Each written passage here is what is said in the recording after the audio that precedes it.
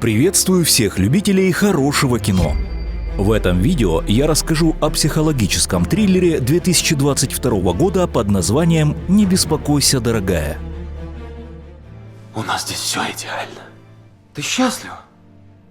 Действие фильма проходит в типичном американском городке 50-х годов. Словно прекрасный оазис, он расположен посреди калифорнийской пустыни. Основные жители города – это супружеские пары, которые любят весело и беззаботно проводить свободное время. Главные герои – Элис и Джек, одна из таких пар. Ребята молоды, энергичны и бесконечно влюблены друг в друга. Нам пора еще по одной, да?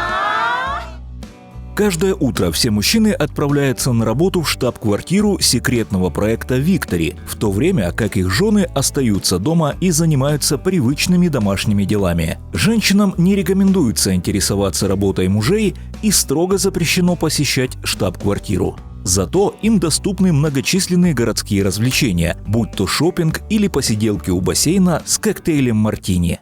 Занятия в балетном классе также являются обычным делом для женщин. К тому же этот курс ведет жена основателя города. Во время очередного занятия Шелли знакомит дам с новой жительницей. Ее мужа недавно наняли в секретный проект «Виктори», и теперь они будут жить здесь. Давайте тепло поприветствуем Вайлет Джонсон. Привет, Вайлет. У Элис есть лучшая подруга по имени Банни. Она счастлива в браке и воспитывает двоих детей. Подруги постоянно обсуждают городские сплетни, а также мечтают, чтобы их мужья как можно скорее получили повышение на работе. Во время стирки белья Элис случайно замечает нетипичное поведение соседки Маргарет. Сжимая в руках детскую игрушку, женщина неподвижно стоит, закрыв глаза.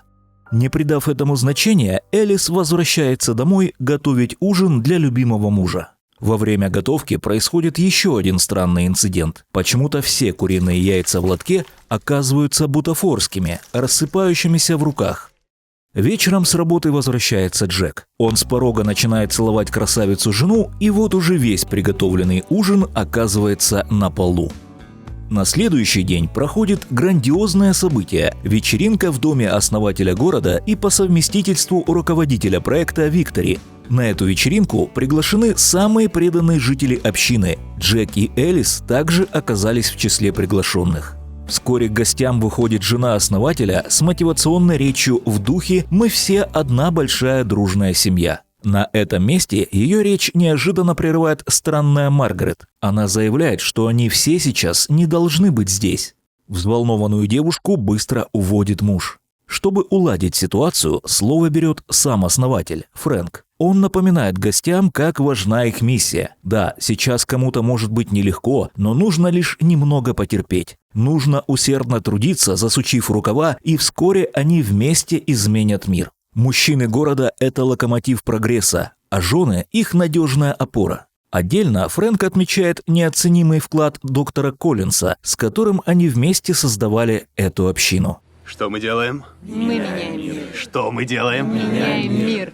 После выступления Элис отправляется на поиски Джека, но случайно встречает Маргарет. Девушка снова говорит невнятные слова, а ее муж затыкает ей рот и заставляет принять какие-то таблетки. Наконец, Элис находит своего мужа. Во время объятий между молодыми людьми вспыхивает страсть, и они занимаются любовью. За ними со стороны наблюдает Фрэнк. В следующей сцене Элис оказывается на показе мод с подружками. Она не понимает, был ли случай в доме Фрэнка настоящим, или все это ей лишь привиделось. Подружки своей болтовней быстро вовлекают растерянную девушку в разговор, и вот она уже выбирает для себя купальный наряд. В дальнейшем диалоге мы узнаем, что же произошло с несчастной Маргарет и почему она стала изгоем. Оказывается, женщина, нарушив запрет, отправилась вместе с сыном в пустыню. Эта опасная прогулка привела к гибели мальчика. Однако сама Маргарет утверждает, что руководитель проекта забрал его в качестве наказания. С этого момента нашей героине начинают сниться кошмары. Также она изредка слышит тихий голос в голове, напевающий одну и ту же песенку. Пытаясь отвлечься, Элис садится в автобус, чтобы просто покататься по городу. Глядя в окно, она замечает крушение самолета. Он пролетает над автобусом и падает где-то неподалеку в горах. В ужасе девушка просит водителя проехать в пустыню, чтобы помочь пострадавшим, но тот напрочь отказывается менять маршрут. Но вдруг людям нужна помощь? Вы что? Это не мой маршрут. Я не могу. Игнорируя предупреждающий знак, Элис в одиночку отправляется в пустыню. На месте крушения она находит штаб-квартиру секретного проекта «Виктори». Поднявшись на гору, девушка видит странное здание с большими зеркальными окнами. Прикоснувшись к одному из них, она начинает испытывать сильнейшую галлюцинацию. Яркий гипнотический кардебалет вперемешку с обрывками воспоминаний из прошлого и не менее гипнотический голос Фрэнка, звучащий на фоне. Позвольте себе узнать, какой должна быть ваша жизнь. Позвольте вашему сознанию погрузиться в этот мир. В следующей сцене Элис просыпается дома в своей кровати. Ее муж, как ни в чем не бывало, управляется на кухне. С его слов, придя с работы, он застал ее спящую и не стал будить, а решил приготовить для нее вкусный ужин. В объятиях Джека девушка принимает все произошедшее с ней за дурной сон и, наконец, успокаивается. В последующие дни с нашей героиней начинают происходить все более странные вещи. Проводив мужа на работу, девушка берется за уборку. Во время мытья окон стенки дома незаметно начинают сужаться, пока совсем не начинают ее душить. Раздавшийся телефонный звонок возвращает все в норму. Это позвонила Маргарет. Она предлагает немедленно уехать из города вместе с ней, но Элис принимает услышанное за полный бред и просит соседку больше не звонить ей. Во время занятия балетом Элис видит новую галлюцинацию. Маргарет, находясь в зазеркалье, безнадежно пытается выбраться наружу. Заподозрив неладное, героиня прибегает к дому соседки и видит ее стоящей на краю крыши с ножом в руках. Проведя лезвием по горлу, Маргарет падает на землю. Элис бросается ей на помощь, однако ее тут же утаскивают мужчины в красных комбинезонах, работающие в секретном проекте. Очнувшись у себя дома, Элис рассказывает мужу о случившемся, но тот отвергает услышанное и утверждает, что Маргарет просто неудачно выпала из окна во время уборки. Ей в больнице наложили всего пару швов, и сейчас с соседкой все хорошо.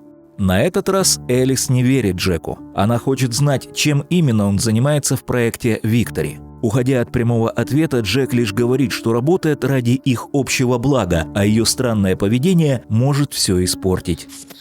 Версию о несчастном случае подтверждает и доктор Коллинз. Он лично пришел навестить Элис после перенесенного ею стресса. После осмотра доктор выписывает ей лекарства, однако девушка отказывается его принимать. Уходя, доктор забывает портфель. Это позволяет Элис выкрасть медицинскую карту Маргарет. К сожалению, все записи в ней оказываются засекречены, так что нашей героине так и не удается узнать правду. Позже у нее снова случается галлюцинация, после которой состояние становится вовсе параноидальным. Вечером Фрэнк устраивает роскошную вечеринку по случаю повышения в должности одного из своих сотрудников. Этим счастливчиком оказывается Джек. Для Элис это становится полной неожиданностью. Она умоляет мужа поскорее уехать домой, но тот выходит на сцену к Фрэнку и с гордостью принимает заслуженное повышение. Пока Джек словно марионетка танцует под музыку на потеху публики, Элис рассказывает Банни о своих переживаниях, уединившись в женском туалете. Сквозь слезы она пытается донести подруге, что Маргарет во всем была права, а также признается в своем недавнем визите в штаб-квартиру. Не проявив ни капли сочувствия, Банни принимается ругать подругу за безрассудное поведение и обвиняет ее в эгоизме по отношению к родному мужу. У твоего мужа сегодня самый важный вечер в жизни. Чей это мир? Наш! Чей это мир? Наш! Ты ведешь себя как ребенок. На следующий день по случаю празднования повышения пара приглашает на ужин близких друзей, а также самого Фрэнка и его жену. Только лучшая подруга Банни почему-то отказалась от приглашения. Оставшись наедине, Фрэнк намекает Элис, что она права в своих подозрениях, и это даже хорошо. Такой целеустремленный человек, как она, поможет укрепить проект «Виктори» и сделает их общину только сильнее. Приняв вызов, Элис пытается разоблачить Фрэнка. Прямо за ужином она отмечает тот факт, что у всех женщин в городе странным образом одни и те же воспоминания из детства. Они все одинаково познакомились со своими мужьями, а также отпраздновали медовый месяц в одних и тех же местах. Иногда некоторым, таким как Маргарет, удается вспомнить обрывки из прошлой жизни. Только об этом категорически запрещено говорить. Элис при всех начинает обвинять Фрэнка в ужасных преступлениях, но ему с легкостью удается убедить присутствующих в безумии девушки. Все гости по очереди покидают ужин. Я ожидал от тебя чего-то поинтересней. Оставшись наедине с мужем, Элис признается ему в верности и безграничной любви. Она верит в него всем сердцем и просит сейчас также довериться ей. Девушка уговаривает Джека уехать из этого проклятого города. Выслушав доводы жены, Джек неожиданно соглашается. Пара начинает собирать вещи. Сев в машину, уже сам Джек признается Элис в любви, после чего просит у нее прощения. В этот момент девушку насильно уводят люди в красных комбинезонах. Доктор Коллинз назначает ей курс электрошоковой терапии. Во время процедуры к Элис приходят отчетливые видения. Оказывается, в настоящей жизни она была хирургом, и ей приходилось тяжело работать в 2 смены, чтобы содержать семью. Джек в этих видениях был безработным. Так-то лучше. С возвращением. Спустя какое-то время героиня возвращается в Виктори совершенно здоровой. Банни первой встречает подругу крепкими объятиями и тут же забирает ее посплетничать за коктейлем. С этого момента нам понемногу становится понятно, как устроен этот город. Изобилие алкоголя и разнообразных развлечений присутствует в нем для притупления сознания у женщин.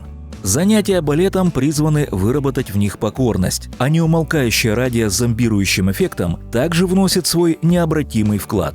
И, конечно же, слепая любовь к мужьям – основа стабильных и крепких отношений. Только вот в одном Джек прокололся по отношению к Элис. Он постоянно напевал одну и ту же песенку из реального мира, которая как триггер переключала сознание девушки.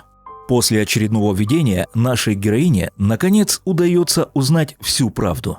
Виктори оказался искусственным миром, созданным Фрэнком. В нем супружеские пары проживают как бы свою лучшую версию идеальной жизни. Мужья, ежедневно ездящие в штаб-квартиру, на самом деле выходят из симуляции ради реальной работы, чтобы оплатить пребывание в проекте. В то время как постоянно находящиеся в симуляции жены даже не догадываются о существовании настоящего мира.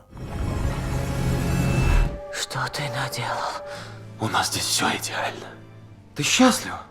Джек заявляет, что в реальной жизни они были несчастны, а здесь перед ними открываются безграничные возможности. В возникшем споре он просит смириться с происходящим и принять эту версию мира. Элис просит дать ей время на раздумье.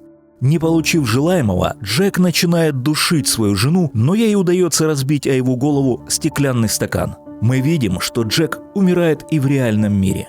На шум первой приходит Банни. В начавшемся разговоре она признается, что всегда знала о симуляции и что нахождение здесь было именно ее выбором. Оказывается, у женщины в реальном мире умерли дети, а здесь, в симуляции, они всегда могут быть вместе с ней. Банни призывает Элис спасать свою жизнь, ведь после такого Фрэнк точно попытается ее устранить. Девушке нужно срочно попасть в штаб-квартиру, расположенную в пустыне. Это здание является единственным выходом из симуляции. Выйдя на улицу, Элис открывает глаза на происходящее остальным женам. Мир вокруг начинает понемногу разрушаться. Мужья безнадежно пытаются все исправить, но уже слишком поздно. Женщины больше не верят им. При помощи Банни Элис удается сесть в машину. Начинается погоня. Люди Фрэнка преследуют девушку до самой пустыни. Навстречу группе лично выезжает доктор Коллинз. В последний момент Элис жмет на тормоз, так что преследователи врезаются в машину доктора. Видя на горизонте новых преследователей, Элис продолжает движение к штаб-квартире. Тем временем Фрэнку сообщают о неудавшемся перехвате и о смерти Коллинза. Услышав о неудаче, жена берет в руки нож и вонзает его Фрэнку в грудь. С этого момента она берет на себя управление проектом. С трудом Элис удается добраться до вершины горы. Ей остается сделать всего несколько шагов к выходу. В этот момент Шелли посылает девушке галлюцинацию с умершим Джеком, который обнимает ее и просит остаться. Преодолев себя, Элис касается окна в последний момент, до того, как люди в красном успевают ее схватить. После непродолжительных видений идеальной жизни героиня, наконец, просыпается в реальном мире. Так и заканчивается эта невероятная история. Спасибо, что досмотрели до конца. На нашем канале вы всегда можете найти пересказы хороших фильмов.